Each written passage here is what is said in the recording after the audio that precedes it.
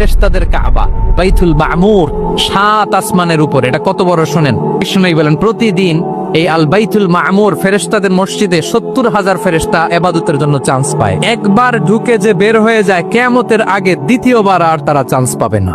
ওইটা শেষ। এরপরে সিদরাতুল মুনতাহা সীমান্ত বৃক্ষ, এটা আরো বড়। ফেরেশতাদের জ্ঞান সীমানা ওইখানেই শেষ।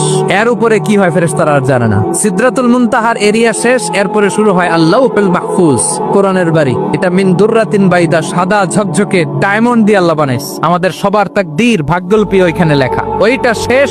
এরপরে শুরু হয় লা জামান লা মাকান এরিয়া। ওইখানে কোনো জামান নাই, মাকান নাই, no time no space area শুরু। ওইখানে কুরসি, যেখানে আল্লাহ পা রাখেন বা কুদরতি পা রাখেন।